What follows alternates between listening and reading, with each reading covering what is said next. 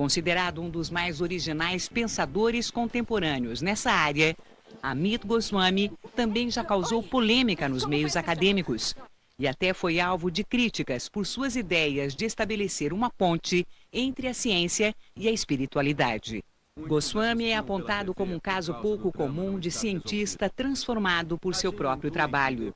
Na metade da carreira, questionou a visão materialista da ciência, mudou seu foco de pesquisa e passou a produzir estudos unindo o conhecimento de tradições místicas com a exploração científica.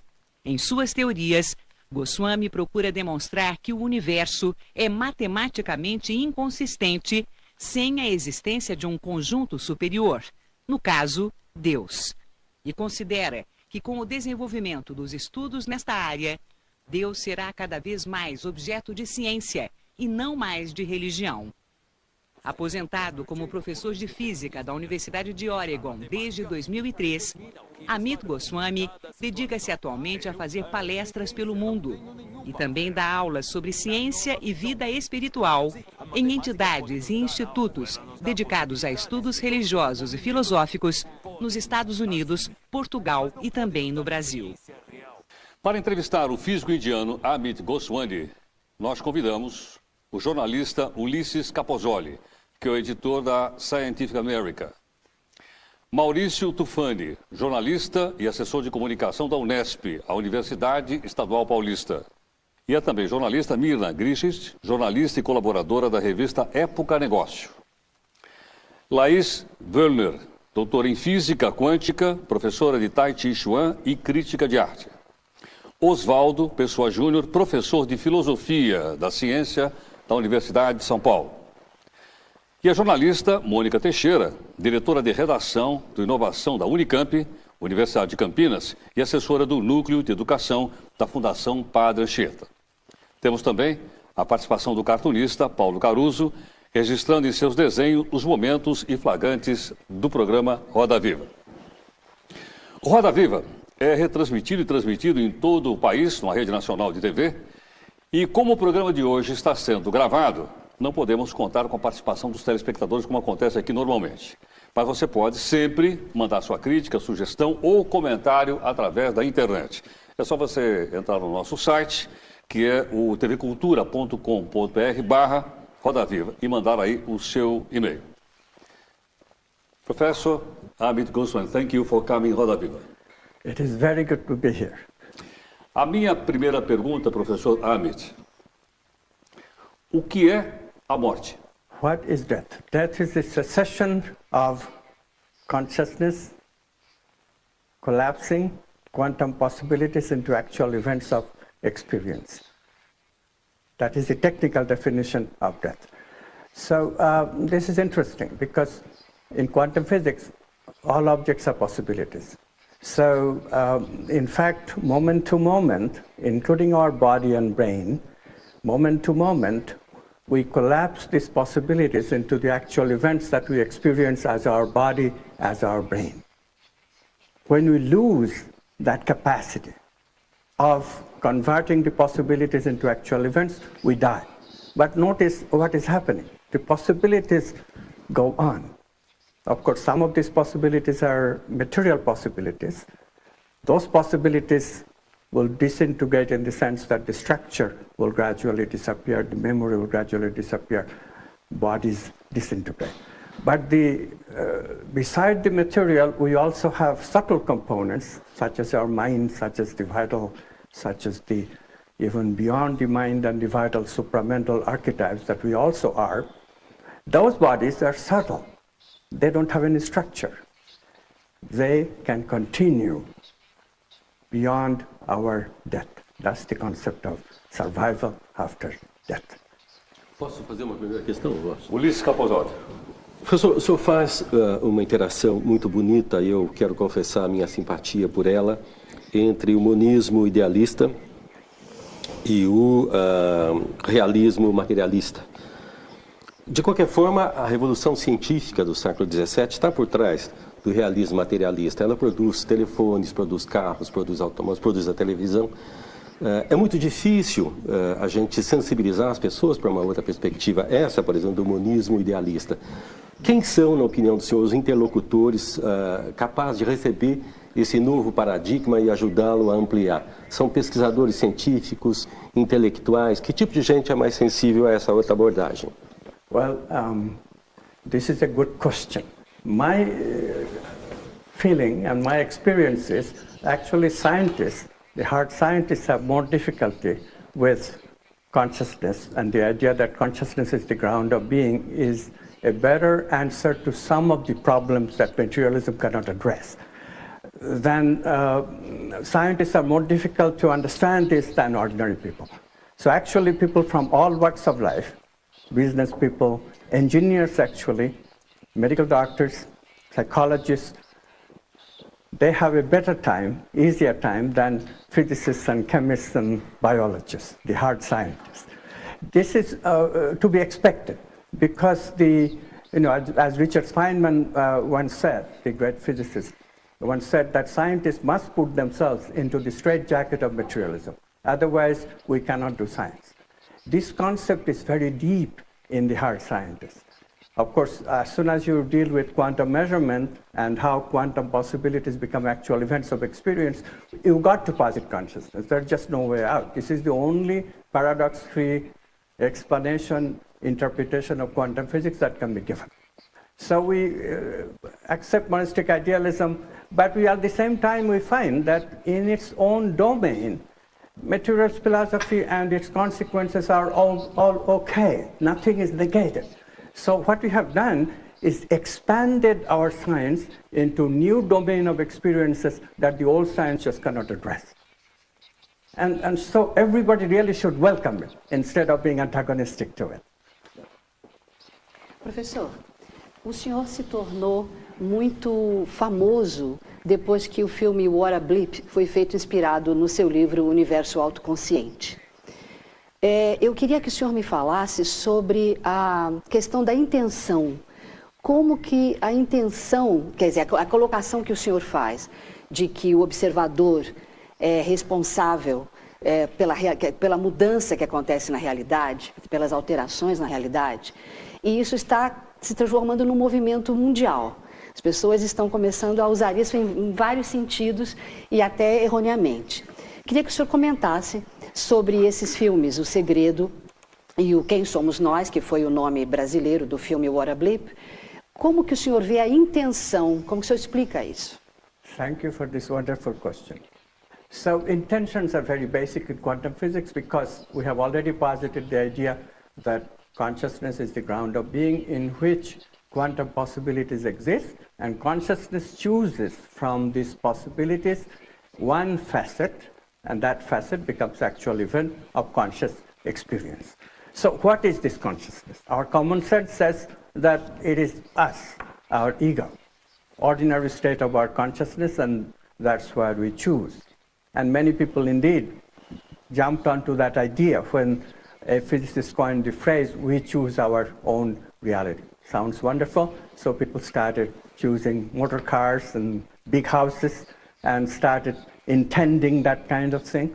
The movie Secret actually propagates this even in the year of 2006, 2007.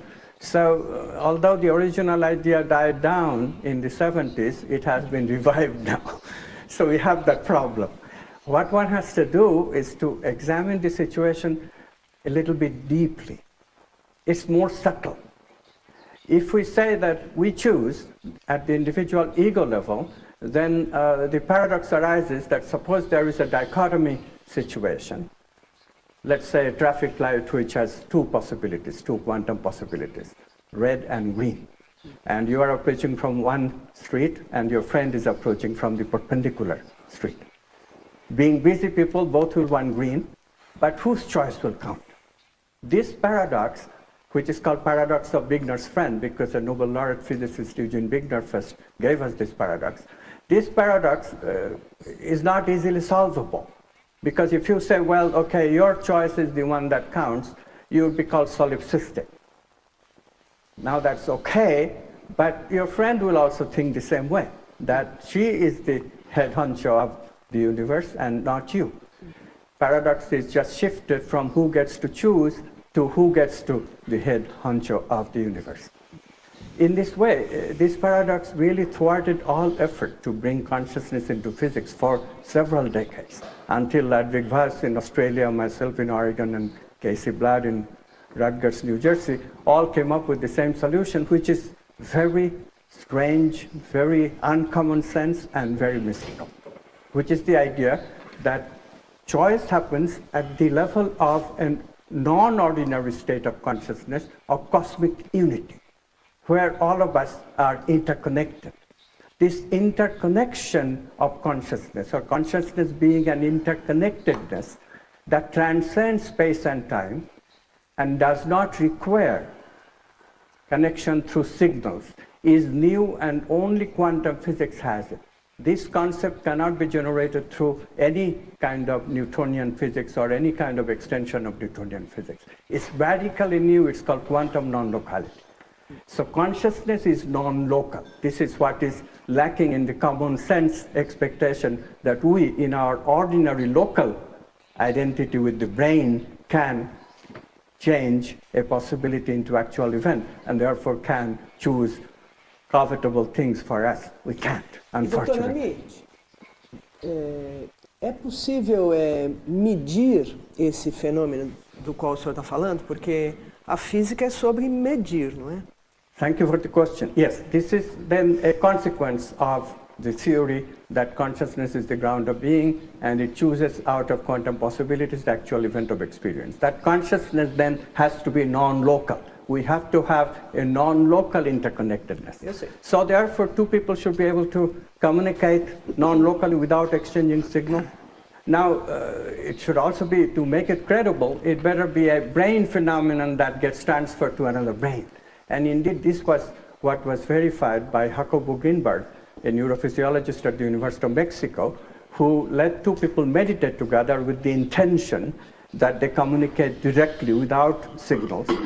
And they were indeed, after a brief meditation period, they were separated, put in separate Faraday cages, electromagnetically impervious chambers. Their brains were connected with EEG machines, electroencephalogram. And then one subject, and only one subject, was shown a series of light flashes.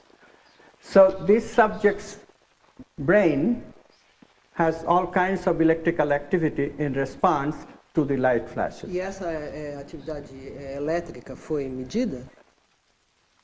And then that could be measured in the EEG machine connected to the brain, what is normally called brain wave. And from that, an evoked potential is extracted. Mm-hmm. What is amazing and defies any kind of local common sense explanation is that the other subject, who does not see any light flashes, other subject's EEG connected to the other subject's brain also shows a potential which is virtually the same in intensity, in strength, and even the phase overlap is fully 71% in one particular case, 75% in another case, 67% in another case. In other words, it's substantial always. So what is then the consequence, the conclusion of the experiment is that the electrical activity from a brain is being transferred to another brain without any electrical connection or contact. E há outras medidas desse fenômeno? Há outros cientistas trabalhando nisso, Dr. Amit? So after Jacobo Greenberg did this at the University of Mexico in 1993-94, Peter Fenwick verified the same thing with slightly different arrangement in his laboratory in London.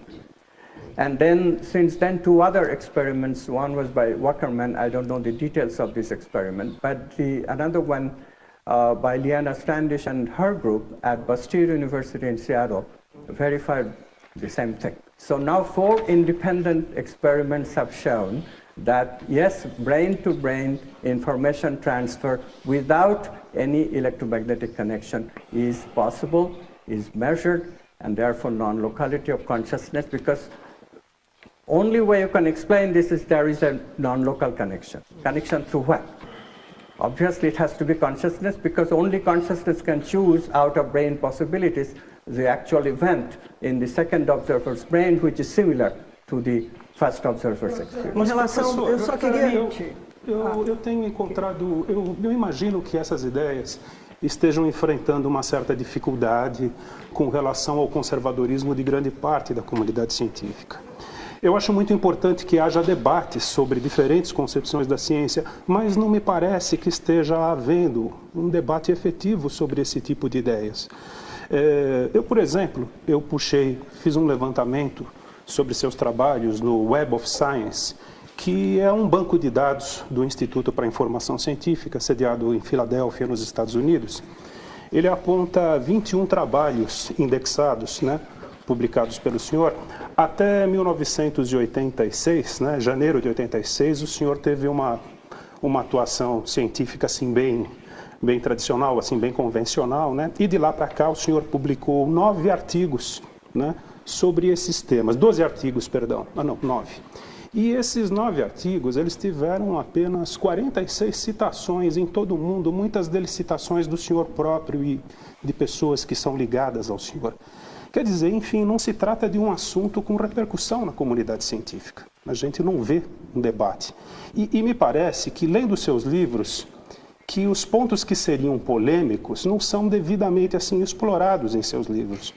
A ciência ela evolui em função de debates, em função de controvérsias, mas examinando assim detalhadamente suas obras, dá para perceber que, apesar de suas teses heterodoxas, que pontos polêmicos como, por exemplo, o Einstein, o senhor cita muito o Einstein, mas o Einstein é um homem que gastou foi um homem que gastou as 3 últimas décadas de sua vida combatendo a mecânica quântica. E isso baseado numa compreensão que ele tinha do universo e de Deus particularmente. E esse é um ponto que o senhor não explora muito, assim como tantos outros. Isso não incomoda o senhor, o fato de não haver esse devido confronto de ideias na sua obra? I appreciate the question. Unfortunately, confrontation is not the style that is recommended by the worldview that I have, and the worldview that explains quantum physics, and that now seems to explain many unexplained phenomena that cannot even be addressed with the materialist worldview. This is a very friendly approach. It's a very inclusive approach. I don't think getting into heated debate with specific scientists will do anything to our cause of changing the paradigm. The paradigm will change by the weight of evidence in favor of it. Right now, what is helping enormously is that we have gotten applications in the field of medicine, we have gotten applications in the field of psychology. Unfortunately, I don't think you have looked at how many times my work is referred to in the work of psychologists and medicine people and others who are not the hard scientists. Yes, it is true that physicists and chemists and even the biologists, the hard scientists, prefer to offer what is called benign neglect. They don't engage with this issue because engaging will give me more publicity, and they consider that detrimental to their cause. So let them live their way, let us live our way is right now the best approach. Alternative science. We are developing an alternative science paradigm. We are developing alternative answers to questions that normal science, materialist science cannot address. We are giving people viable answers such as the validity of alternative medicine, validity of transpersonal psychology, validity of spirituality and yoga. Let use this be commonplace among people. Let it serve people. Science ultimately serves people. If people are served, there will be grassroots movement from the people themselves, that what is going on here? Which science do we prefer? Which science is serving us in our everyday life? And which science is just more and more dealing with esoteric questions such as how many angels can dance on a pin? This is what much of elementary particle physics is about. Who cares what happens at very, very, very high energies that we seldom see even in the totality of the universe, except for the first few microseconds of the universe. But we spend more time and money on those questions than we spend about how to heal ourselves when we have an incurable cancer. These are the questions that the new science can deal with. And this is much more important to pay the attention to answer questions that are important for people rather than get into vain debates with other scientists. They are just individual people. They have their prejudices, as similarly I have my prejudices. Science is not best done that way. You develop theories, theories are put to test, laboratory experiments, such as the one I described, those things speak for the new science much, much more. And the evidence is now piling up like anything. We have new theories of evolution that works, that explains fossil gaps. We have quantum healing, the phenomenon that Deepak Chopra first described. There is enormous evidence that quantum healing, quantum leaps occur where consciousness chooses health rather than death. Dr. Amit já publicou vários artigos e livros, inclusive aqui no Brasil. Sobre suas teorias, que se busca um ponto de união entre ciência e espiritualidade, ele está respondendo hoje aqui no nosso Roda Vida. O universo autoconsciente. A janela visionária. O médico quântico. A física da alma. No primeiro, que Amit Goswami publicou no Brasil, ele contraria a ideia de que tudo é feito de matéria e estabelece uma nova visão de mundo, onde a consciência e não a matéria é a base de tudo o que existe. Em sua janela visionária, defende um novo paradigma científico, onde os valores humanos vêm em primeiro lugar. Como médico quântico, traz as orientações de um físico para a saúde e a cura. E na física da alma, traça uma explicação científica para a reencarnação, a imortalidade e as experiências de quase morte. Questões que Amit Goswami também levou ao cinema. Junto com outros nomes da ciência, falou de suas ideias no filme Quem Somos Nós, que teve uma segunda parte depois. Quem Somos Nós? Uma nova evolução. Os dois filmes misturam ficção e documentário e procuram mostrar que a realidade, da forma como é percebida pelas pessoas em geral, é ilusória. Goswami diz que realidade é algo que nós mesmos criamos e, portanto, podemos mudar. Os filmes foram um sucesso de bilheteria nos Estados Unidos e Canadá. Também ganharam versão em DVD e foram distribuídos por quase todo o mundo, inclusive no Brasil. Eu fiz um dia estranho. Obrigado. Dr. Amit, a alma humana tem consciência? This is a rather subtle question. Yes, human soul has consciousness. Depends on what you mean by the soul. Let's get that clear. I assume that you mean by the soul the surviving entity after death. Is that true? Is that what you mean? If that is the case, then after death, possibilities do not collapse into actual events anymore. So what happens is that everything goes into what we call unconscious, at the level of possibility. Yes, consciousness is there and possibility is there, but there is no ongoing conversion of the possibilities into actual events. So is the soul conscious? Yes, certainly, consciousness is there. But soul is just a possibility or a bundle of possibilities within consciousness. E quais são as manifestações físicas da alma, ou então disso que o senhor disse na resposta da primeira pergunta do Heródoto a respeito da morte, que é essa perenização de interações quânticas após a cessação da consciência? Quais são as medidas físicas? Porque eu vou insistir, a física é sobre medir fenômenos, né? Yes. So how could we find a measurement phenomenon that verifies that, yes, there is survival of possibilities?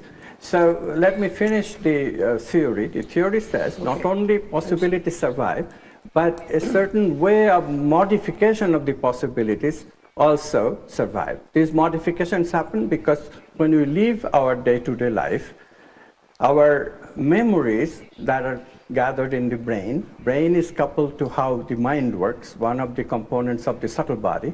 So mind, the way mind functions is modified. This is how we develop an individual character, an individuality.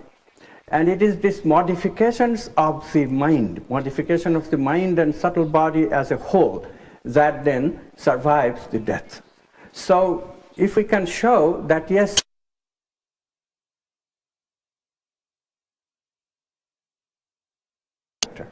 So indeed, there are people who are called mediums, who have the capacity to channel these entities, discarnate entities, these souls, so to speak. And when they do that, their character undergoes a radical change. Gilda Moura, one of the Brazilian researchers, and Norman Don, an American researcher, did an experiment in which they showed that one of the people who were channeling a doctor, a surgeon, Dr. Fritz, his name was, this channeler, when he channeled Dr. Fritz, his frequency of operation, beta frequency, went up over 40 hertz. That kind of frequency is used only by people of extreme degree of concentration, such as a neurosurgeon, maybe a quantum physicist, scientists in general, but definitely not by a lay person like this channeler was. And indeed, they measured and measured and measured. This channeler normally never operated at that kind of high frequency beta. So the physiological characteristics change. And of course, the mental characteristics change also. I myself have verified that working with channelers. When they channel the entity, they're totally different than their ordinary way that they live. E esse tipo de resultado que o senhor está dizendo, ele nunca interessou a governos ou talvez a indústria bélica no sentido de poder ser utilizado e transformado em objetos, vamos dizer, úteis, seja para a guerra, seja para a vida cotidiana? Well, the channelers apparently have been very much useful in everyday life of people who are would have been otherwise quite miserable. Apparently, these channelers are great healers. There is right now a channeler. I just wrote a foreword for a book, wonderful book about a channeler named John of God, who is also known as medium Joao, lives in Brazil, not very far from here. And this fellow, he channels such loving entity, not one entity, but several entities, souls, quantum monads in my language. And he performs wonderful healing while he channels this very loving entity. People feel the love, and people get actually healed. And thousands upon thousands of people are getting healed in their everyday life. Não, mas não é disso que eu estou falando, não foi essa a pergunta que eu fiz. O que eu fiz é se esse tipo de fenômeno não interessou, vamos dizer, aos governos mesmo e à indústria de maneira geral, no sentido de transformá-la em alguma coisa que pudesse, por exemplo, dar dinheiro. O senhor acha por que não há esse interesse? Quer dizer, essas forças, essas energias, essas mudanças de frequência não teriam utilidade tecnológica? Esse é que é meu ponto. Well, you have to give it time.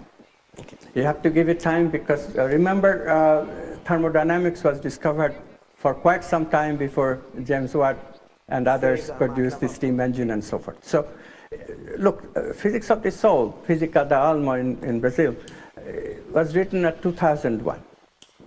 Just 6 years have elapsed. We have to wait for a few decades. The reason is the inertia right now of normal science, materialist science, is a huge inertia. There's a lot of grant money involved. If they have to share the grant money with what they consider kooks and crazy people, it takes a lot of time to change the mindset. But it is also, let me point out that before our new paradigm came through, before this, there was not even any grant authority that gave any money even to alternative medicine. But now in America, the traditional government, federal government level, have a separate funding agency for alternative medicine. So we are making breakthroughs. It's not true that we have not made any breakthrough. But for such radical things as taking advantage of channelers and channeled entities, that will require a bit more patience. People are, by the way, already using paranormal. Now, for example, people who want to search treasure under the sea. There are many, many such treasure incidents from the olden days, and they don't know where it is. The ocean is very vast. So they ask clairvoyants, psychic people, to look for these treasures. And the success rate is enormous. Another example is dowsers. Dowsing works on alternative science principle. There is no material explanation. It works on the principle that we are sensitive to the vital energy that is with the water. People use dowsers routinely. Anybody who is making a big house and big investment and has to have water on the property, and where to dig. So they get a dowser, and dowser finds the place where to dig. And the success rate is enormous. So these are some of the applications that is already taking place. Doutor Amit, o professor Oswaldo tem também uma pergunta ao senhor, por favor. Oswaldo. Professor Goswami, a sua teoria da consciência quântica é uma teoria filosófica, não exatamente científica. Ela se baseia na teoria quântica, mas a teoria quântica não tem as consequências que a sua teoria tem. Você afirma que é possível uma pessoa, com a sua vontade, fazer com que um experimento quântico tenha um resultado tendendo para um lado. Mas isso não é consequência da teoria quântica, né? Na teoria quântica você pode escolher o observável que você quer medir, mas não influenciar o resultado da medição. Mas a sua teoria afirma que isso é possível. Então, a sua teoria não é uma consequência da teoria quântica. Ela afirma algo a mais. Certo? Você concorda com isso? You have to be a little bit more subtle. What you said is not quite right.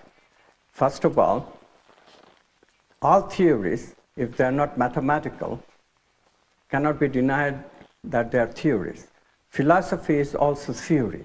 For example, in biology and psychology, there is no mathematical theory. Darwin's theory is not a mathematical theory. So do we say that Darwin's theory is not a theory of science? We don't. So just because my theory is not mathematical, don't say that it is philosophy. It is also theory. Why is it theory? The difference between theory and philosophy, sorry I'm giving you a short lesson, but the difference of theory and philosophy should be very clear.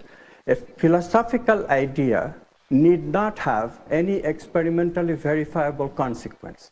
A theoretical idea of science, on the other hand, must have an experimentally verifiable consequence. It must be able to guide future research. My work passes this test in flying colors. There is a prediction. I already have told you that the prediction has verified by 4 different independent experiments, and it has guided the work of transpersonal psychologists, work of alternative healing, work on evolution, not only mine, but other people too. So it is already guiding research in science, for which this idea of individual choice is meaningful. It is true what you say about physics and chemistry. When you work with many, many particles and many, many events, all we need is probabilities, and quantum mathematics calculate those probabilities very well. One does not have to address the quantum measurement in a single measurement. That issue does not even arise for ordinary experiments that verify quantum physics in the laboratory. So as far as physics and chemistry is concerned, there is hardly any application of these ideas. But for biological systems, for living systems, we are forced to think of single objects and single events. It is for these situations, a single object, a patient who has to heal himself or herself by intention, single object and single event. There you have no way that you can apply probabilistic quantum physics. You don't have 1 million patients with 1 million events to look at. You have one single patient with a single intention and a single event. Will she be healed or not? In these cases, only this approach that I am taking is applicable. And this approach is passing the test, because we now have many cases of quantum healing that a person can intend herself or himself to help if intention is made in the proper spirit. In other words, if the intention resonates with the intention of that cosmic consciousness which makes the choice, then individual intentions are rewarded. Laís, por favor. Por favor. Sinceramente, eu acho que é difícil, até para os mais céticos, né, negarem um certo paralelismo entre as interpretações que se pode fazer da teoria quântica e o que dizem as tradições espirituais, particularmente as do Oriente, né, como o budismo, o Vedanta, o taoísmo. Né. Do taoísmo, o Niels Bohr tomou emprestado para gravar em seu brasão o símbolo yin yang do Tai Chi. Com a inscrição em latim, os opostos são complementares. Isso para representar o princípio básico da física quântica, que é o princípio da complementaridade da autoria do Bohr. Né? Agora, o curioso nesse símbolo é que ele é bem mais complexo do que ele aparenta na sua simplicidade, né? E considerando os seus níveis de significação, os seus elementos, ele vai fundo ao princípio da complementaridade, né? E apresenta as características de complementaridade que, surpreendentemente, são muito próximas da interpretação idealista da teoria quântica pelo Amit Goswami. Não sei se já se deu conta disso. E, entre outros detalhes, ele simboliza com um ponto branco yang, né, no preto yin e vice-versa, uma dinâmica cíclica, autorreferente, que leva à unidade por um agente oculto, transcendente, que é o Tao, né, que contém o manifesto, o não manifesto, e é ainda agente causal, que realmente corresponde à lógica da hierarquia entrelaçada, né? E o nível inviolado da consciência una, não local, na linguagem da interpretação quântica de Goswami. Eu me pergunto se já deu conta disso, se tomou conhecimento do significado desse símbolo até as suas últimas consequências, e se o Bohr teria vislumbrado essa interpretação idealista, uma vez que ele esteve na China em 1937, depois de terminado todo o seu trabalho, né, e ficou muito impressionado com a complementaridade yin-yang. E, voltando, ele passou a estudar, né, a se interessar muito pela cultura oriental. 10 anos depois é que ele colocou o símbolo no brasão. Não teria Bohr, com toda a sua perspicácia, com todo o seu conhecimento, com a sua grande criatividade, teria aparecido talvez nos seus escritos tardios algum indício dessa percepção da sua teoria, dessa interpretação idealista da teoria quântica? I think thank you for the question. This is great history to remember. I think all of the quantum physicists of that era, the major one, were definitely Werner Heisenberg, Erwin Schrödinger, Einstein himself, whom we have already mentioned. It is not widely known that Einstein himself discovered quantum non-locality, the idea that quantum physics contains this peculiar concept of non-locality, which is why he couldn't accept it, because it seems to go against the grain of relativity theory. Only now we can see that it bypasses relativity, because what it is saying is that signal-less communication should occur outside of space and time. But in Einstein's time, we couldn't conceive of the universe having a component that is outside of space and time. But Heisenberg already talked about the domain of potentia, which is outside of space and time. Einstein just couldn't grasp it at that time and could not believe in quantum non-locality. Now, quantum non-locality is verified in the physics laboratory in 1982, and of course for the humans that I already described in 1993-94. So it is then experiments that made all this quantum magic come to life Before that, it would have been very difficult for these people, although they suspected that philosophy of physics is due for a very great paradigm shift. They all suspected it. Schrödinger even declared, I am this whole world, cosmic consciousness, but not in connection with his work. What is his work? His work bogged down to the paradox of Schrödinger's cat, which he never could himself solve. Only von Neumann recognized that, yes, consciousness is the solution, but he could not rise above a dualistic theory of consciousness. He was not radical enough to recognize that consciousness is the ground of being. Eugene Wigner, another Nobel laureate, suspected the same thing, that consciousness is important, but again could not be radical enough, could not go far enough, which is to recognize that consciousness is cosmic, not individual. So he raised the paradox, also got bogged down in his own paradox, could not solve it.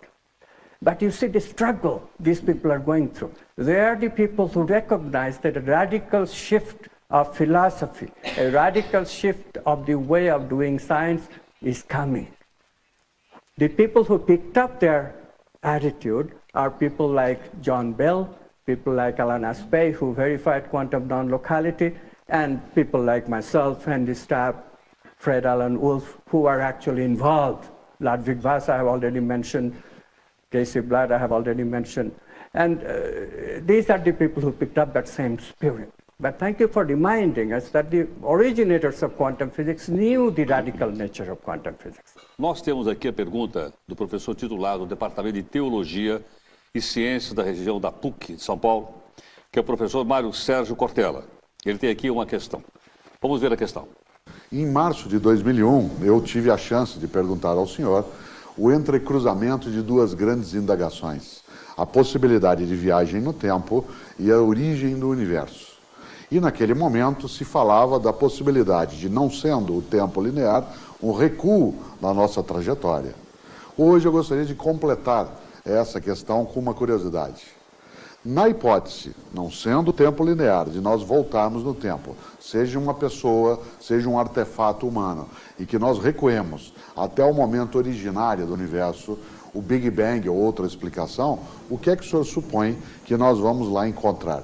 Uma força, uma consciência, uma pessoa, um fenômeno físico? Qual é a expectativa que o senhor tem em relação à razão daquele momento inicial no instante em que ele acontece? O que é que será por nós achado? Isto é, qual é a razão, de fato, dessa nossa origem na tua expectativa? Não necessariamente na prova científica, mas no teu desejo ou, como disse, na tua expectativa e esperança. Professor, to the contrary, it is actually a very scientific question. In fact, sometimes it is raised as a paradox, because if everything is possibility, just as Big Bang must have been, in fact, Stephen Hawking's theory, quantum cosmology posits that the universe must begin as baby universes of possibilities. So what then converts these possible universes into the actual universe that we live in? What chooses it, and so forth. Those questions are questions of the same quantum measurement problem that we have been considering here.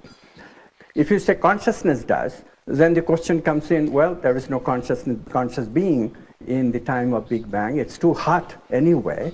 No being could survive. No alive being could survive. So it is a legitimate paradoxical question. Fortunately, in quantum physics, even before this kind of questions were raised, people did an experiment which is called delayed choice experiment.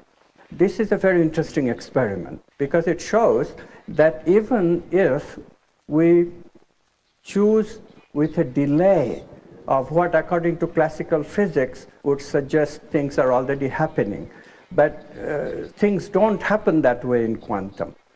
In quantum physics, things wait in possibility until a conscious being has actually looked. This is only possible in quantum physics. Classical thinking will get you nowhere. So what happens then, the construction is that the universe waits in possibility, along with Big Bang, creation of galaxies, creation of stars, the planets, and enough solidification of the planet, creation of the atmosphere. All of that waits in possibility until the first living creature, that one cell that happened something like 4 billion years ago on Earth or other planets too, it's quite possible. But until that one living cell completes what John Wheeler used to call the meaning circuit, completes this what I call a tangled hierarchical circuit where quantum measurement takes place, a circularity, because observer is needed for collapse of a quantum event.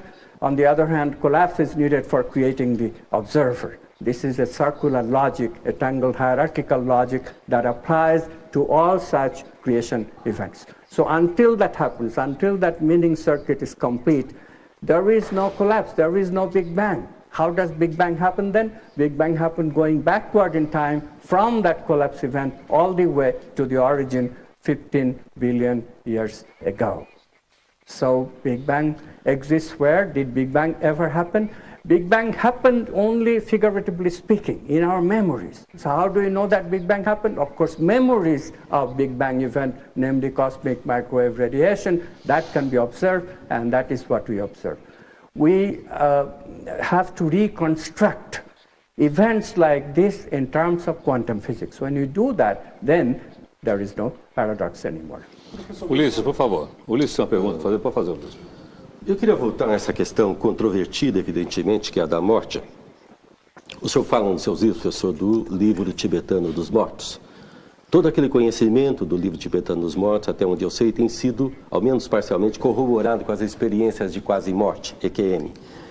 A construção, todo o conhecimento do livro tibetano dos mortos não foi feita à base de medida ou de peso.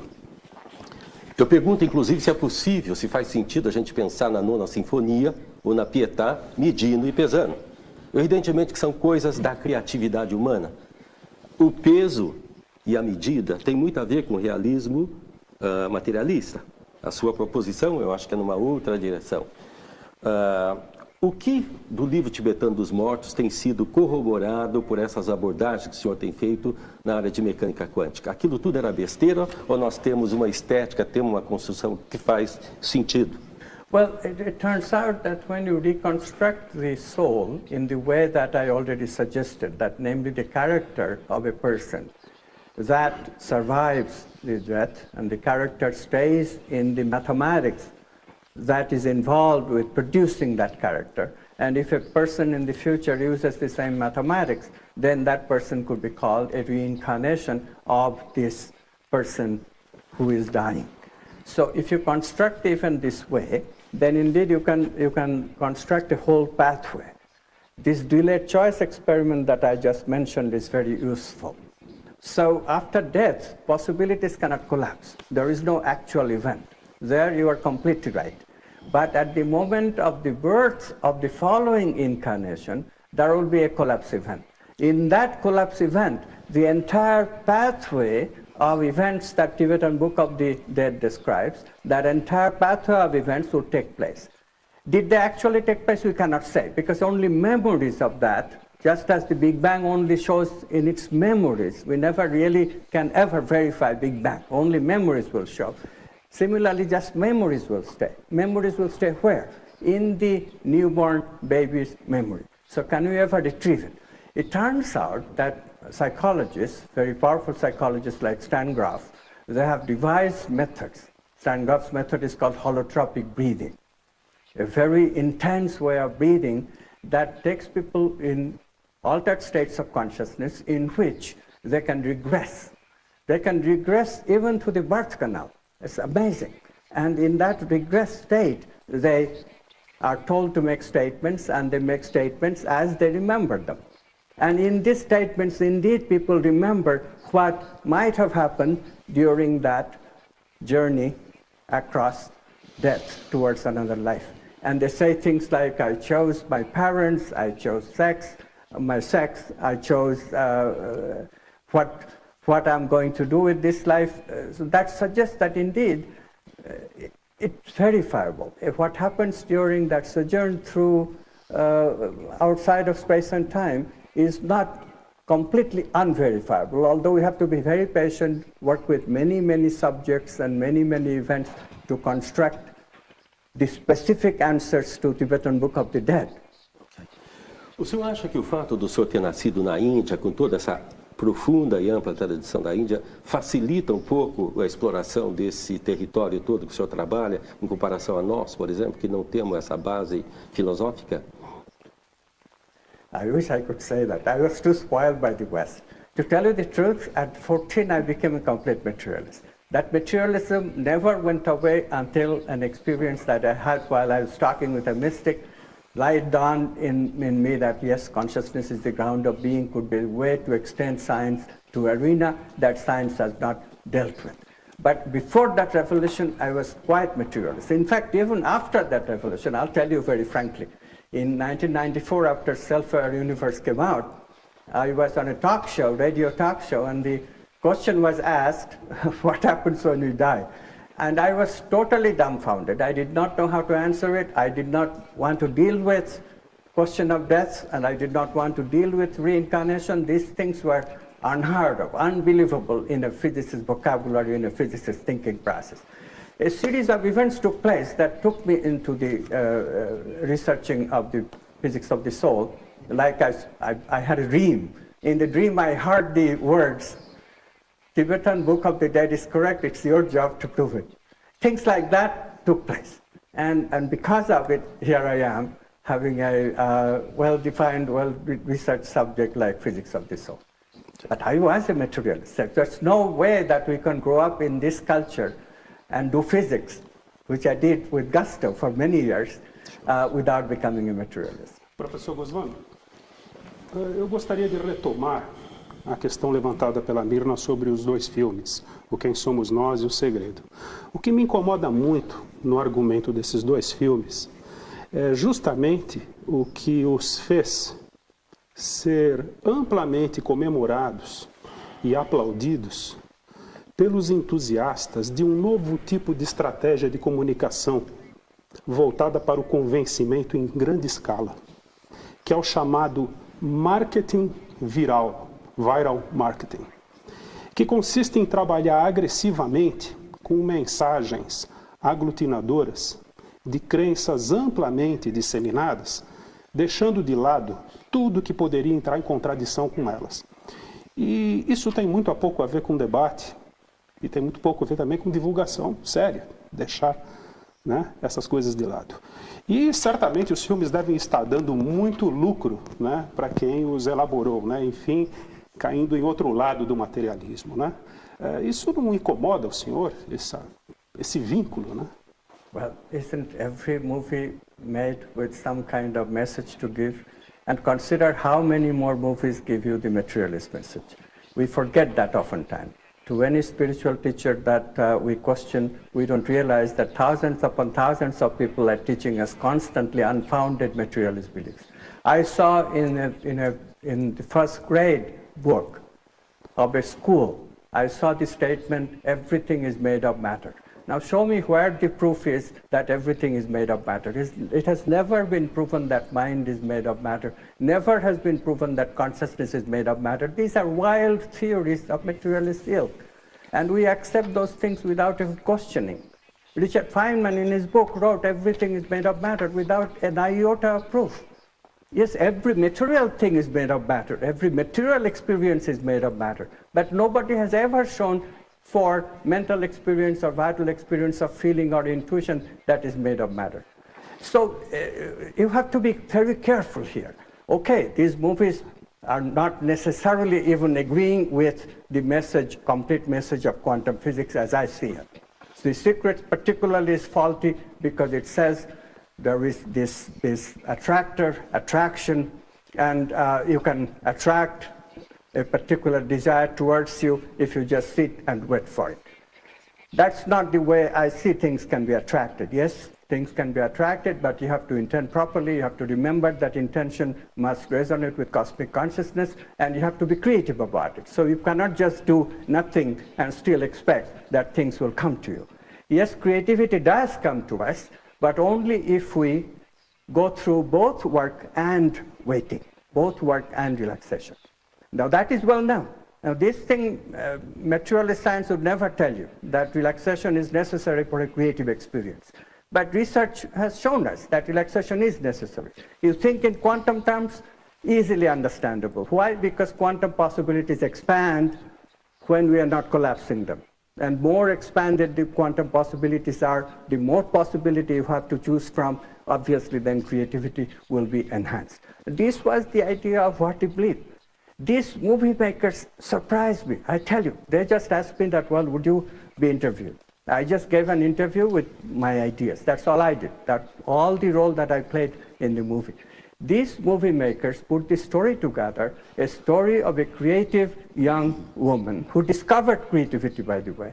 It's a beautiful story, told with honest symbology, such provocative symbology, that we should only praise this movie. Okay, you may not agree with the idea of some of our physicists and neurophysiologists who appeared in the movie. In fact, some of the people, some of the scientists who appeared in the movie did not agree with the message of the movie, or did not agree with other scientists' opinions. This is to be expected. That is fine. It's a paradigm in building. We don't agree with each other always, and we don't expect everybody to agree with us right away. As I said, theory must be backed up by experimental data.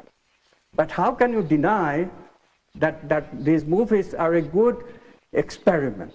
If they promote many other movies with this kind of technique that scientists speak in the background where the story unfolds, all power be to them. There are so many other stuff that is being produced. Isn't that what we mean by creativity, something new? You cannot deny that these movies touched a chord with many people because they explored some new ideas with which people resonate. Dr. Amit, nós temos aqui mais uma pergunta para o senhor. Vamos ver.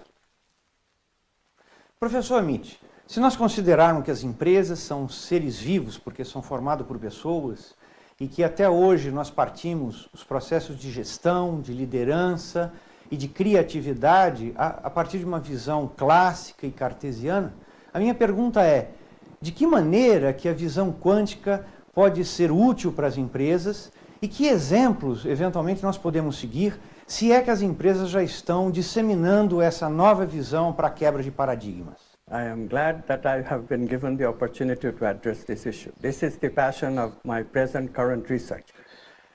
Since we have discovered that there is a way, namely this new paradigm, consciousness is the ground of being.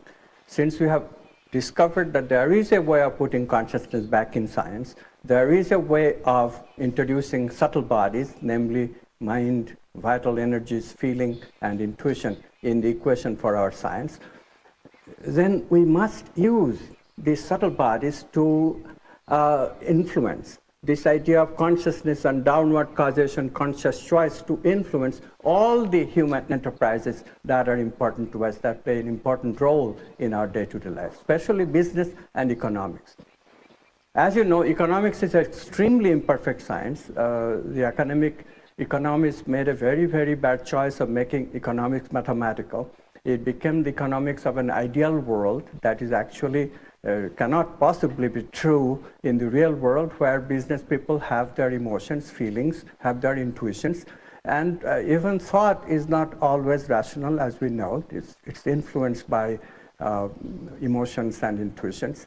So this has not been taken into account in academic economics. So I'm proposing that we change economics. Capitalism itself is a very good idea, completely conducive to the idea of consciousness. In fact, capitalism made meaning processing available to a lot more people than it was available before capitalism came along. So capitalism is completely consistent with the evolution of consciousness.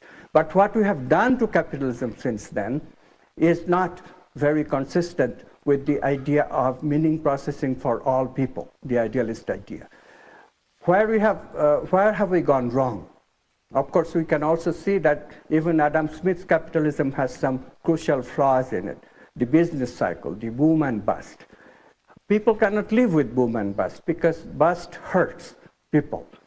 So what is the solution to that? All the solutions we have proposed so far, to a main principal one being Keynesian economics, which puts money in people's pocket in terms of government jobs and then consumers recover the economy, or the supply side where you put money supply into the pockets of rich people, but demand is not affected, so inflation is not produced. These ideas have worked to some extent, no denying that, but the boom and bust cycle is still not eliminated. What I have suggested is that if we introduce the subtle bodies, if we introduce subtle bodies as a component of the economy, production and consumption, you produce subtle energies, such as vital energies, actively. Can it be produced? Yes, it can be produced. There are people, as Abraham Maslow's research showed a long time ago, who live in constant, wonderful, positive energies of love and so forth. Therefore, these people could be part of businesses. These people could be employed by government. These people could be a segment of the economy during the time of recession. This would absorb the cushion that we need for businesses to recover, because it is a fact that if people are satisfied, then their material needs are reduced. Doutor Amit, o senhor disse agora há pouco que era materialista e deixou de ser materialista. Agora o senhor acredita em Deus?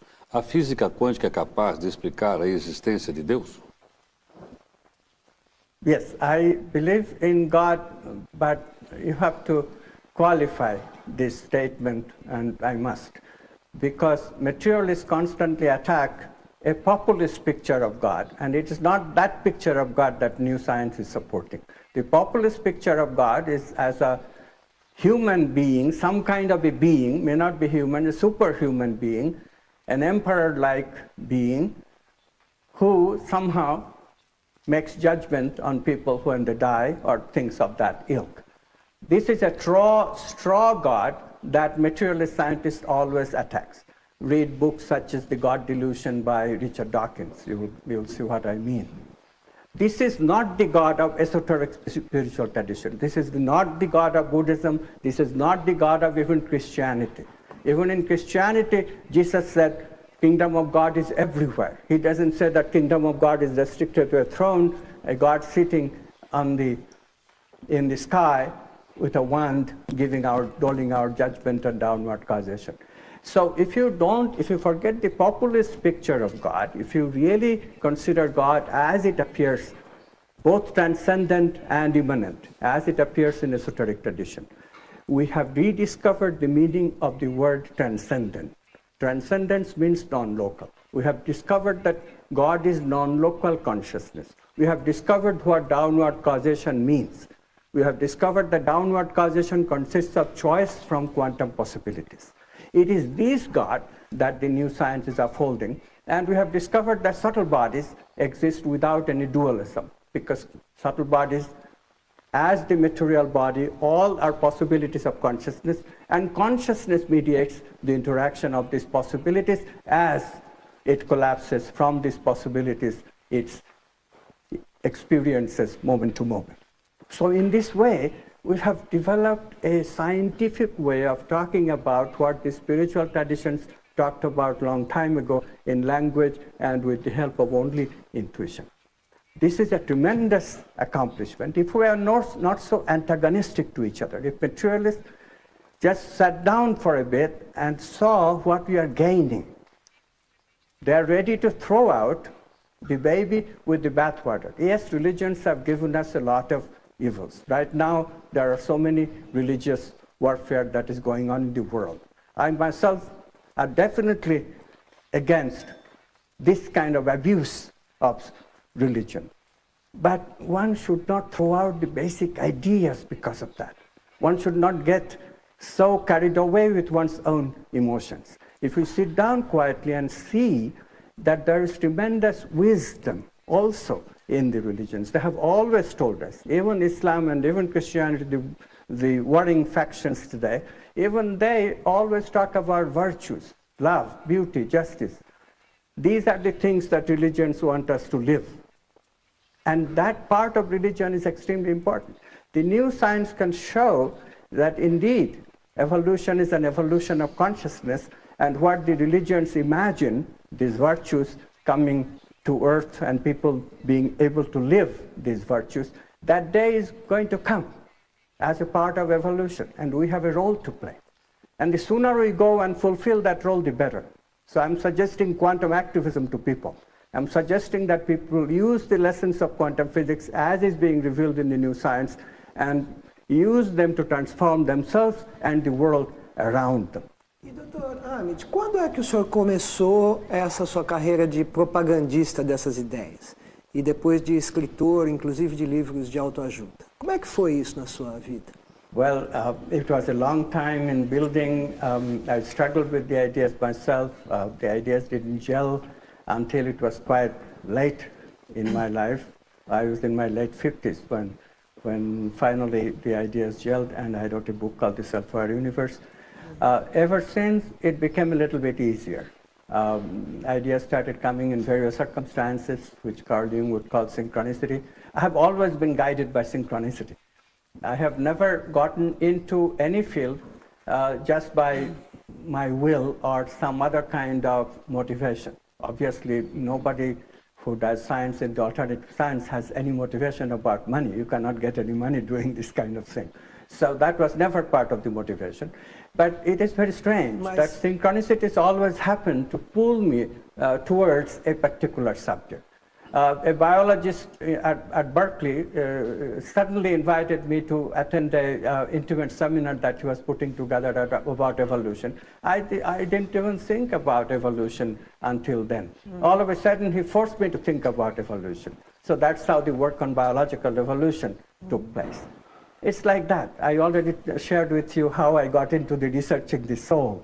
The economic thing is the latest interesting thing. There's an organization called World Business Academy. I got a call from its president one day, and he said, Amit, I want you to become a fellow of this business academy. I said, Rinaldo, I don't know anything about business. I don't know anything even about economics. So why do you want me? He said, no, but you have something to say about the worldview. And we in business need to see the consequence of this worldview to businesses, just as the question I was asked just now. So I said, okay, and what's the condition? You have to contribute once in a while. So after a long while, all of a sudden, I had an inspiration that, yes, spiritual economics can be built. I wrote some pages, and I sent it to the editor of their magazine with great hesitation. That, what nonsense I'm writing? I'm not an economist. I don't even understand economics properly, I'm sure. So what this editor will say? The editor wrote back, these ideas are extremely interesting. We are going to publish it, to my amazed surprise. So this kind of thing keeps happening in my life. Doutora Amit, por favor. Eu quero colocar, eu discordo profundamente da Mônica quando ela diz que são livros de autoajuda. Eu acho que são livros de divulgação, de popularização de um aspecto muito novo da ciência e que precisa, que as pessoas, enfim, pode trazer muita transformação na sociedade. Mas eu queria perguntar ao senhor, dentro desse seu raciocínio que o senhor estava explicando, a sua visão de Deus, como que o senhor vê a criatividade, né? O que é a criatividade e se Deus é a criatividade? Thank you for the question. Yes, God is the originator of all creative ideas. This is why creative people often say that the idea came to be by God's grace. Carl Friedrich Gauss said that. The great musician Brahms said that. Rabindranath Tagore, a great poet, said that. Einstein said, I did not discover the theory of relativity by rational thinking alone. Other places he said that he came to trust in God because of his creativity. So it is a common experience of people, this sudden experience that we call creative experience, this aha, this surprise, something completely new. The context of thinking itself changes. That is precisely where the power of downward causation, this quantum freedom of choice, reveals itself. Ordinarily, we become conditioned, so our choice is very muted. Because of the conditioning, we only choose what we have already experienced before, what we have responded before. In creative experiences, nothing of that matters. No conditioning of the past, nothing known matters. It's completely delving into the unknown. So we truly get into the power of downward causation, of looking at all the possibilities and then choosing that particular gestalt which will be a solution to this problem. Of course, we choose in our unconscious. We are not conscious of the choosing process. Cosmic consciousness, God chooses for us. But notice what is happening. God is in the unconscious and I in the ego is dancing with God, because that idea, that choice has to be manifested in thought. And only ego can manifest it in thought, because that's all learned experience that has to enter. So notice how creative people have already described this process. In the ceiling of the Sistine Chapel, there is a picture by Michelangelo where God and Adam are reaching out to each other. That is the picture of creative process, the flow experience that creativity researchers are discovering. This is what new quantum science tells us. But notice that it is already intuited in the minds of great creatives like Michelangelo. It's a verification of their work. So what are you waiting for? It's the wisdom, the knowledge is already there. The new science is just rediscovering and justifying, giving scientific basis for all the wisdom that already has come before my time. I don't take any credit for any of it. Nós temos que estar acabando. Metaforicamente falando, e guardadas as devidas proporções, se o Copérnico voltasse hoje para anunciar o destroçamento da Terra, o senhor acha que ele seria aceito incolumemente ou teríamos controvérsias e discussões? Well, you know what happened to Copernicus. For 100 years, nobody listened to any of Copernicus until Galileo took a great amount of risk. Of course, he suffered for it too, and did something about it. So today, unfortunately, we don't have to go through that. We are not burned at stake for giving radical ideas, and there is more people supporting radical ideas today. Just as in this room, I feel that I'm among friends. Even the questions that are being asked that sound a little bit difficult, but they're being asked in a very friendly way. So we have achieved this. This is an evolution of consciousness itself. We have evolved since Copernicus. So what I'm saying is that we don't have to wait for 100 years. Just another couple of decades, the new science will come into its full force. Right now, all we are asking is that call it alternative science, just as we are calling alternative methods of medicine, transpersonal psychology, and alternative psychology. Similarly, let an alternative biology develop. It already is given, that name has already been given by many developmental biologists who don't believe in Darwinism, who believe that development is important in Darwinism, which is what my theory also says. So let alternative science flourish. Eventually, this alternative science, because it is inclusive of the old science, will automatically, effortlessly become the paradigm of science, because experimental data will grow and overwhelm the normal science's objections to these theories. This is the way it always happens. It will happen again. Dr. Ann, thank you very much. You're very welcome. Bem, nós queremos agradecer a presença do nosso convidado de hoje. O Roda Viva está chegando aqui ao fim. A presença do físico indiano Amit Goswami, foi o nosso entrevistado de hoje, e também da nossa bancada aqui de entrevistadores. Agradecemos também a sua atenção e a colaboração, e lembrando que o Roda Viva estará de volta na próxima segunda-feira, às 10h40 da noite. Queremos desejar a você uma excelente noite, uma excelente semana e até a próxima segunda. Obrigado pela sua atenção.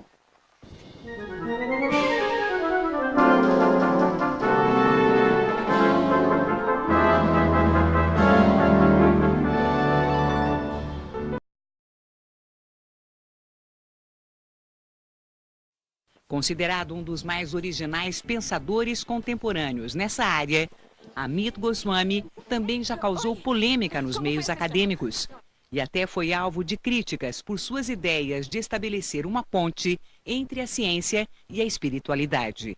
Goswami é apontado como um caso pouco comum de cientista transformado por seu próprio trabalho. Na metade da carreira, questionou a visão materialista da ciência, mudou seu foco de pesquisa e passou a produzir estudos unindo o conhecimento de tradições místicas com a exploração científica. Em suas teorias, Goswami procura demonstrar que o universo é matematicamente inconsistente sem a existência de um conjunto superior, no caso, Deus. E considera que com o desenvolvimento dos estudos nesta área, Deus será cada vez mais objeto de ciência e não mais de religião. Aposentado como professor de física da Universidade de Oregon desde 2003, Amit Goswami dedica-se atualmente a fazer palestras pelo mundo e também dá aulas sobre ciência e vida espiritual em entidades e institutos dedicados a estudos religiosos e filosóficos nos Estados Unidos, Portugal e também no Brasil. Para entrevistar o físico indiano Amit Goswami, nós convidamos o jornalista Ulisses Capozoli, que é o editor da Scientific American. Maurício Tufani, jornalista e assessor de comunicação da Unesp, a Universidade Estadual Paulista. E é também jornalista Mirna Grichis, jornalista e colaboradora da revista Época Negócio. Laís Wöllner, doutora em Física Quântica, professora de Tai Chi Chuan e crítica de arte. Oswaldo Pessoa Júnior, professor de Filosofia da Ciência da Universidade de São Paulo. E a jornalista Mônica Teixeira, diretora de redação do Inovação da Unicamp, Universidade de Campinas, e assessora do Núcleo de Educação da Fundação Padre Anchieta. Temos também a participação do cartunista Paulo Caruso, registrando em seus desenhos os momentos e flagrantes do programa Roda Viva. O Roda Viva é retransmitido e transmitido em todo o país, numa rede nacional de TV, e como o programa de hoje está sendo gravado, não podemos contar com a participação dos telespectadores como acontece aqui normalmente. Mas você pode sempre mandar sua crítica, sugestão ou comentário através da internet. É só você entrar no nosso site, que é o tvcultura.com.br/Roda Viva e mandar aí o seu e-mail.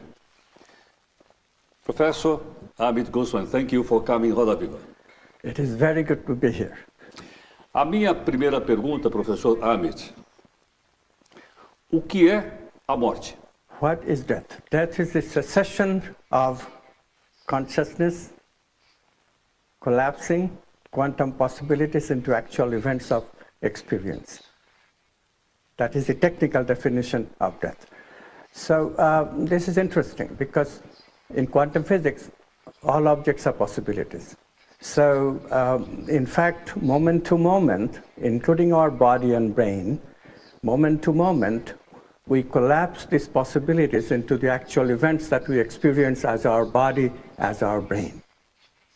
When we lose that capacity of converting the possibilities into actual events, we die. But notice what is happening. The possibilities go on. Of course, some of these possibilities are material possibilities. Those possibilities will disintegrate in the sense that the structure will gradually disappear, the memory will gradually disappear, bodies disintegrate. But beside the material, we also have subtle components, such as our mind, such as the vital, such as the even beyond the mind and the vital supramental archetypes that we also are. Those bodies are subtle. They don't have any structure. They can continue beyond our death. That's the concept of survival after death. Posso fazer uma primeira questão? Ulisses Capozoli. Professor, o senhor faz uma interação muito bonita, e eu quero confessar a minha simpatia por ela, entre o monismo idealista e o realismo materialista. De qualquer forma, a revolução científica do século XVII está por trás do realismo materialista. Ela produz telefones, produz carros, produz automóveis, produz a televisão. É muito difícil a gente sensibilizar as pessoas para uma outra perspectiva, essa, por exemplo, do monismo idealista. Quem são, na opinião do senhor, os interlocutores capazes de receber esse novo paradigma e ajudá-lo a ampliar? São pesquisadores científicos, intelectuais? Que tipo de gente é mais sensível a essa outra abordagem? Well, this is a good question. My feeling and my experience is actually scientists, the hard scientists have more difficulty with consciousness, and the idea that consciousness is the ground of being is a better answer to some of the problems that materialism cannot address. Then scientists are more difficult to understand this than ordinary people. So actually people from all walks of life, business people, engineers actually, medical doctors, psychologists, they have a better time, easier time than physicists and chemists and biologists, the hard scientists. This is to be expected because as Richard Feynman once said, the great physicist, once said that scientists must put themselves into the straitjacket of materialism. Otherwise, we cannot do science. This concept is very deep in the hard scientists. Of course, as soon as you deal with quantum measurement and how quantum possibilities become actual events of experience, you've got to posit consciousness. There's just no way out. This is the only paradox-free explanation, interpretation of quantum physics that can be given. So we accept monistic idealism, but at the same time we find that in its own domain, materialist philosophy and its consequences are all okay. Nothing is negated. So what we have done is expanded our science into new domain of experiences that the old science just cannot address. And so everybody really should welcome it instead of being antagonistic to it. Professor, o senhor se tornou muito famoso depois que o filme What a Blip foi feito inspirado no seu livro Universo Autoconsciente. Eu queria que o senhor me falasse sobre a questão da intenção. Como que a intenção, quer dizer, a colocação que o senhor faz de que o observador é responsável pela mudança que acontece na realidade, pelas alterações na realidade, e isso está se transformando num movimento mundial. As pessoas estão começando a usar isso em vários sentidos e até erroneamente. Queria que o senhor comentasse sobre esses filmes, O Segredo e o Quem Somos Nós, que foi o nome brasileiro do filme What a Blip. Como que o senhor vê a intenção? Como que o senhor explica isso? Thank you for this wonderful question. So intentions are very basic in quantum physics because we have already posited the idea that consciousness is the ground of being in which quantum possibilities exist, and consciousness chooses from these possibilities one facet, and that facet becomes actual event of conscious experience. So what is this consciousness? Our common sense says that it is us, our ego, ordinary state of our consciousness, and that's where we choose. And many people indeed jumped onto that idea when a physicist coined the phrase, we choose our own reality. Sounds wonderful, so people started choosing motor cars and big houses and started intending that kind of thing. The movie Secret actually propagates this even in the year of 2006, 2007. So although the original idea died down in the 70s, it has been revived now. So we have that problem. What one has to do is to examine the situation a little bit deeply. It's more subtle. If we say that we choose at the individual ego level, then the paradox arises that suppose there is a dichotomy situation. Let's say a traffic light which has two possibilities, two quantum possibilities, red and green. And you are approaching from one street and your friend is approaching from the perpendicular street. Being busy people, both will want green, but whose choice will count? This paradox, which is called paradox of Wigner's friend, because the Nobel laureate physicist Eugene Wigner first gave us this paradox. This paradox is not easily solvable, because if you say, well, okay, your choice is the one that counts, you will be called solipsistic.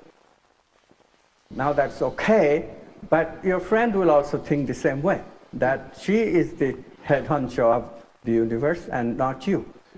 Paradox is just shifted from who gets to choose to who gets to the head honcho of the universe. In this way, this paradox really thwarted all effort to bring consciousness into physics for several decades, until Ludwig Voss in Australia, myself in Oregon, and Casey Blood in Rutgers, New Jersey, all came up with the same solution, which is very strange, very uncommon sense, and very mystical, which is the idea that choice happens at the level of a non-ordinary state of consciousness of cosmic unity, where all of us are interconnected. This interconnection of consciousness, or consciousness being an interconnectedness that transcends space and time and does not require connection through signals, is new and only quantum physics has it. This concept cannot be generated through any kind of Newtonian physics or any kind of extension of Newtonian physics. It's radically new, it's called quantum non-locality. So consciousness is non-local. This is what is lacking in the common sense expectation that we, in our ordinary local identity with the brain, can change a possibility into actual event and therefore can choose profitable things for us. We can't, unfortunately. Doutor, é possível medir esse fenômeno do qual o senhor está falando? Porque a física é sobre medir, não é? Thank you for the question. Yes, this is then a consequence of the theory that consciousness is the ground of being and it chooses out of quantum possibilities the actual event of experience. That consciousness then has to be changed by the weight of evidence in favor of it. Right now, what is helping enormously is that we have gotten applications in the field of medicine, we have gotten applications in the field of psychology. Unfortunately, I don't think you have looked at how many times my work is referred to in the work of psychologists and medicine people and others who are not the hard scientists. Yes, it is true that physicists and chemists and even the biologists, the hard scientists, prefer to offer what is called benign neglect. They don't engage with this issue because engaging will give me more publicity, and they consider that detrimental to their cause. So let them live their way, let us live our way is right now the best approach. Alternative science. We are developing an alternative science paradigm. We are developing alternative answers to questions that normal science, materialist science cannot address. We are giving people viable answers such as the validity of alternative medicine, validity of transpersonal psychology, validity of spirituality and yoga. Let this uses be commonplace among people. Let it serve people. Science ultimately serves people. If people are served, there will be grassroots movement from the people themselves, that what is going on here? Which science do we prefer? Which science is serving us in our everyday life? And which science is just more and more dealing with esoteric questions such as how many angels can dance on a pin? This is what much of elementary particle physics is about. Who cares what happens at very, very, very high energies that we seldom see even in the totality of the universe, except for the first few microseconds of the universe. But we spend more time and money on those questions than we spend about how to heal ourselves when we have an incurable cancer.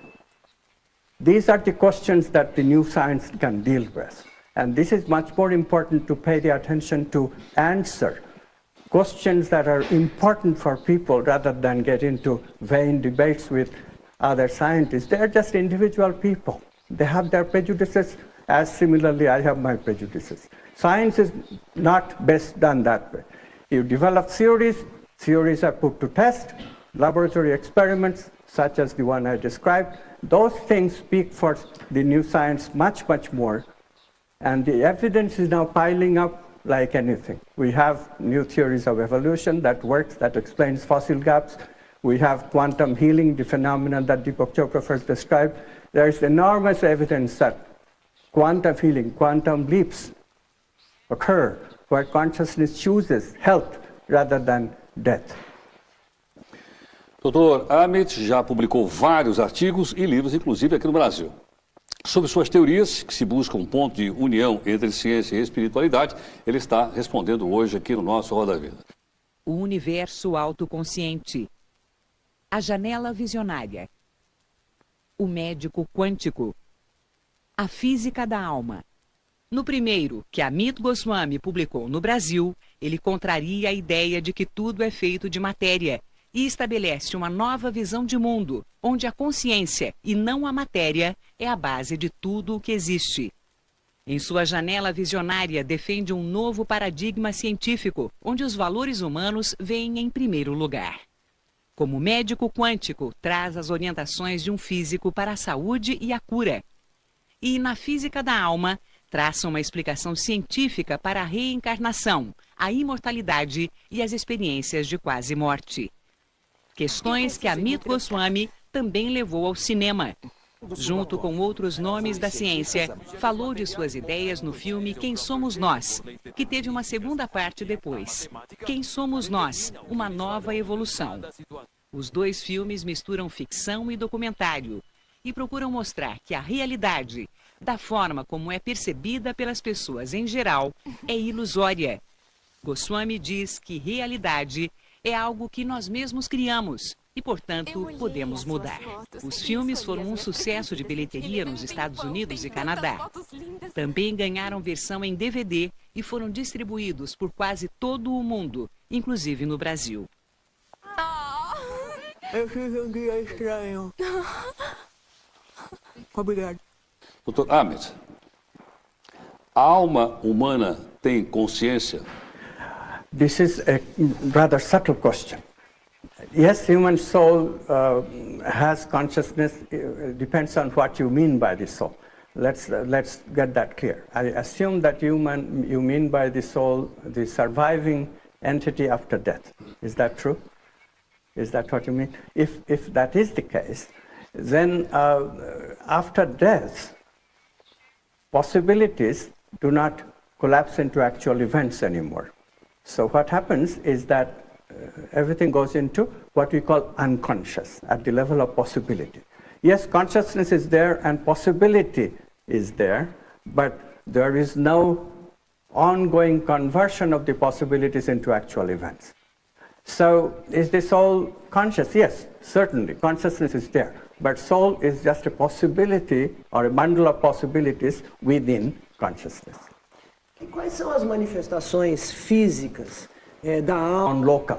We have to have a non-local interconnectedness. Yes, sir. So therefore, two people should be able to communicate non-locally without exchanging signal.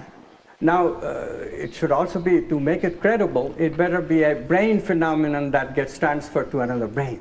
And indeed, this was what was verified by Jacobo Greenberg, a neurophysiologist at the University of Mexico, who let two people meditate together with the intention that they communicate directly without signals. And they were indeed, after a brief meditation period, they were separated, put in separate Faraday cages, electromagnetically impervious chambers. Their brains were connected with EEG machines, electroencephalogram. And then one subject, and only one subject, was shown a series of light flashes. So this subject's brain has all kinds of electrical activity in response to the light flashes. E essa atividade elétrica foi medida? And then that could be measured in the EEG machine connected to the brain, what is normally called brain wave. And from that, an evoked potential is extracted. What is amazing and defies any kind of local common sense explanation is that the other subject, who does not see any light flashes, other subjects' EEG connected to the other subject's brain also shows a potential which is virtually the same in intensity, in strength, and even the phase overlap is fully 71% in one particular case, 75% in another case, 67% in another case. In other words, it's substantial always. So what is then the consequence, the conclusion of the experiment is that the electrical activity from a brain is being transferred to another brain without any electrical connection or contact.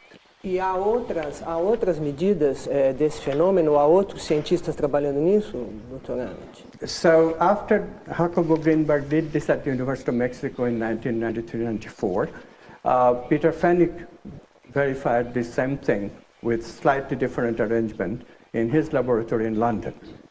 And then, since then, two other experiments, one was by Wackerman, I don't know the details of this experiment, but another one by Liana Standish and her group at Bastyr University in Seattle verified the same thing. So now 4 independent experiments have shown that, yes, brain-to-brain information transfer without any electromagnetic connection is possible, is measured, and therefore non-locality of consciousness, because only way you can explain this is there is a non-local connection. Connection through what?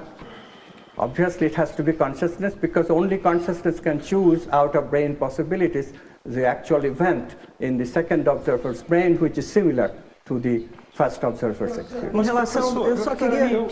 Eu tenho encontrado, eu imagino que essas ideias estejam enfrentando uma certa dificuldade com relação ao conservadorismo de grande parte da comunidade científica. Eu acho muito importante que haja debates sobre diferentes concepções da ciência, mas não me parece que esteja havendo um debate efetivo sobre esse tipo de ideias. Eu, por exemplo, fiz um levantamento sobre seus trabalhos no Web of Science, que é um banco de dados do Instituto para a Informação Científica, sediado em Filadélfia, nos Estados Unidos. Ele aponta 21 trabalhos indexados, publicados pelo senhor. Até 1986, janeiro de 86, o senhor teve uma atuação científica assim, bem tradicional, assim, bem convencional, e de lá para cá o senhor publicou 9 artigos sobre esses temas, 12 artigos, perdão, 9. E esses 9 artigos, eles tiveram apenas 46 citações em todo o mundo, muitas deles citações do senhor próprio e de pessoas que são ligadas ao senhor. Quer dizer, enfim, não se trata de um assunto com repercussão na comunidade científica. A gente não vê um debate. E me parece que, lendo seus livros, que os pontos que seriam polêmicos não são devidamente assim explorados em seus livros. A ciência ela evolui em função de debates, em função de controvérsias, mas examinando assim detalhadamente suas obras, dá para perceber que, apesar de suas teses heterodoxas, que pontos polêmicos como, por exemplo, o Einstein, o senhor cita muito o Einstein, mas o Einstein é um homem que gastou as 3 últimas décadas, de sua vida combatendo a mecânica quântica. E isso baseado numa compreensão que ele tinha do universo e de Deus particularmente. E esse é um ponto que o senhor não explora muito, assim como tantos outros. Isso não incomoda o senhor, o fato de não haver esse devido confronto de ideias na sua obra? I appreciate the question. Unfortunately, confrontation is not the style that is recommended by the worldview that I have, and the worldview that explains quantum physics, and that now seems to explain many unexplained phenomena that cannot even be addressed with the materialist worldview. This is a very friendly approach. It's a very inclusive approach. I don't think getting into heated debate with specific scientists will do anything to our cause of changing the paradigm. The paradigm will change. Ou então disso que o senhor disse na resposta da primeira pergunta do Heródoto a respeito da morte, que é essa perenização de interações quânticas após a cessação da consciência. Quais são as medidas físicas? Porque eu vou insistir, a física é sobre medir fenômenos, Yes. So how could we find a measurement phenomenon that verifies that, yes, there is survival of possibilities? So let me finish the theory. The theory says not only possibilities survive, but a certain way of modification of the possibilities also survive. These modifications happen because when we live our day-to-day life, our memories that are gathered in the brain is coupled to how the mind works, one of the components of the subtle body. So the way mind functions is modified. This is how we develop an individual character and individuality. And it is this modifications of the mind, modification of the mind and subtle body as a whole, that then survives the death. So if we can show that, yes,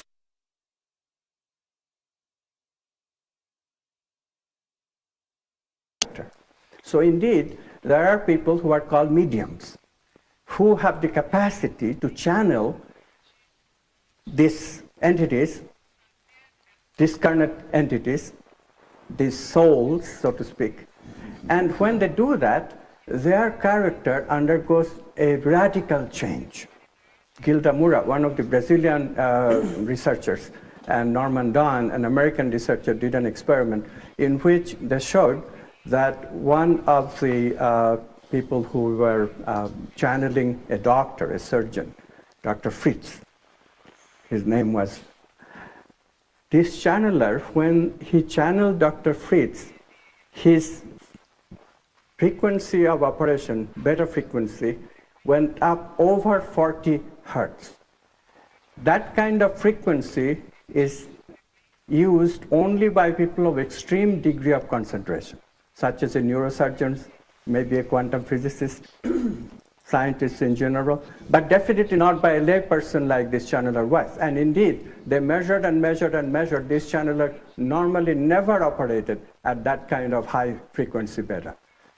So the physiological characteristics change. And of course, the mental characteristics change also. I myself have verified that working with channelers. When they channel the entity, they're totally different than their ordinary way that they live. E esse tipo de resultado que o senhor está dizendo, ele nunca interessou a governos ou talvez a indústria bélica no sentido de poder ser utilizado e transformado em objetos, vamos dizer, úteis, seja para a guerra, seja para a vida cotidiana?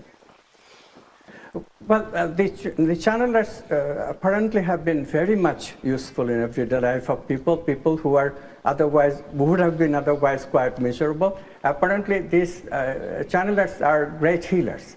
There is right now a channeler. I just wrote a foreword for a book, wonderful book about a channeler named John of God, who is also known as Medium Joao. Lives in Brazil, not very far from here. And this fellow, he channels such loving entity, not one entity, but several entities, souls, quantum monads in my language. And he performs wonderful healing while he channels this very loving entity. People feel the love, and people get actually healed. And thousands upon thousands of people are getting healed in their everyday life. Não, mas não é disso que eu estou falando, não foi essa a pergunta que eu fiz. O que eu fiz é se esse tipo de fenômeno não interessou, vamos dizer, aos governos mesmo e à indústria de maneira geral, no sentido de transformá-la em alguma coisa que pudesse, por exemplo, dar dinheiro. O senhor acha que por que não há esse interesse? Quer dizer, essas forças, essas energias, essas mudanças de frequência não teriam utilidade tecnológica? Esse é que é meu ponto. Well, you have to give it time. You have to give it time because remember, thermodynamics was discovered for quite some time before James Watt and others produced the steam engine and so forth. So, look, Physics of the Soul, Física da Alma in Brazil, was written at 2001. Just 6 years have elapsed. We have to wait for a few decades. The reason is the inertia right now of normal science, materialist science, is a huge inertia. There's a lot of grant money involved. If they have to share the grant money with what they consider kooks and crazy people, it takes a lot of time to change the mindset. But it is also, let me point out that before our new paradigm came through, before this, there was not even any grant authority that gave any money even to alternative medicine. But now in America, the traditional government, federal government level, have a separate funding agency for alternative medicine.